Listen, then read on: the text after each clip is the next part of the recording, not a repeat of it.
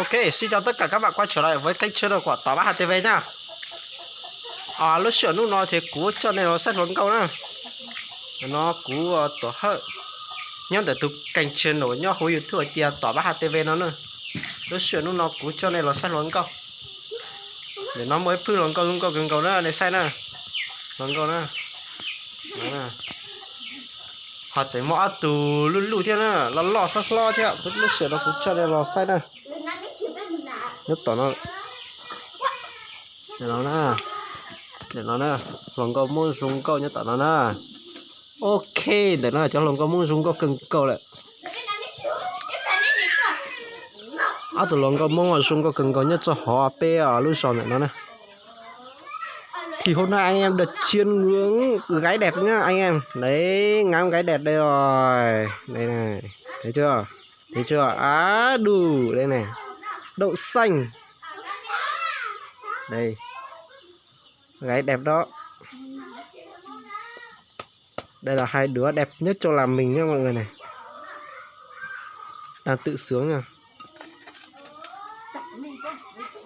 Đây. Nó đang bảo mình điên ấy. Thực sự mình đang điên. Đây là gáy mông nhá mọi người. Đây là cái gáy mông nhá, gáy mông mung ấy, gáy mung ấy.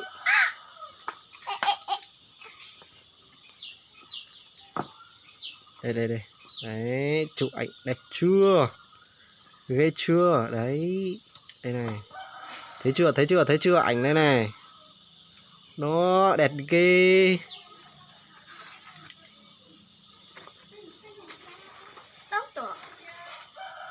Úi giời, đẹp ghê.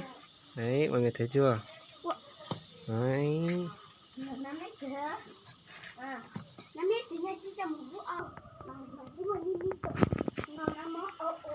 Mọi người thấy chưa? Đây.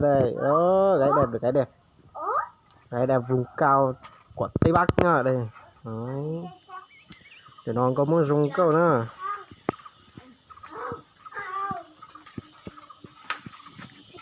Để nó cũng một cái mấy cái thế nữa, ta chỉ cho lo này cho nó lo tuột tỉ dọn hay chảy không có xa thế.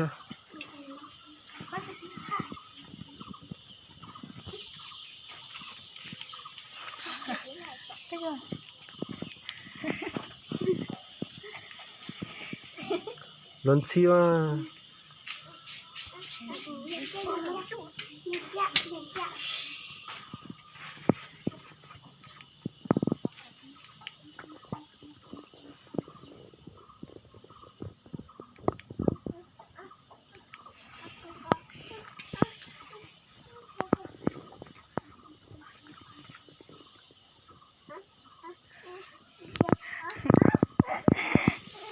Xinh ghê mọi người nha.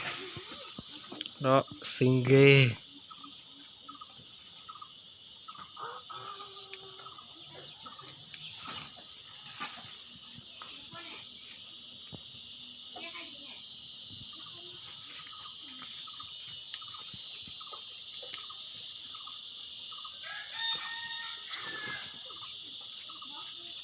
Đẹp không mọi người? Đấy nha mọi người, chấm điểm nhá. Chấm điểm nhớ comment phía dưới của video cho mình nhá. Đấy. Bây giờ mình cho mọi người chấm điểm này. Nhớ comment phía dưới cho mình nhá.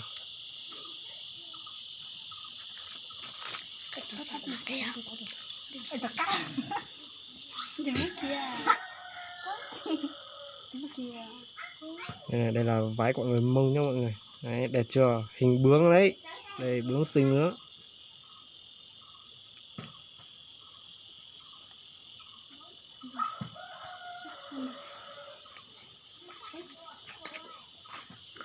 Mọi người nhớ chấm 10 điểm cho mình nhá. Đấy.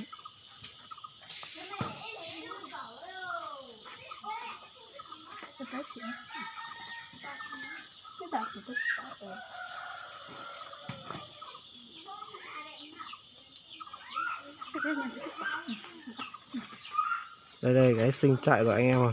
Anh em ơi, chạy rồi.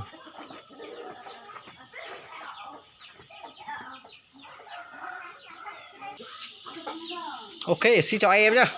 Thì clip hôm nay gái sinh thì mình cũng xin dừng tại đây. Thì nếu mọi người cảm thấy thích hai đứa con gái này nhá, thì mọi người nhớ comment phía dưới cho mình để mình có thể gửi số điện thoại hoặc là gửi số Zalo hoặc là Facebook cho các bạn nhá. Đó, các bạn nhớ nha, ok. Xin tạm biệt.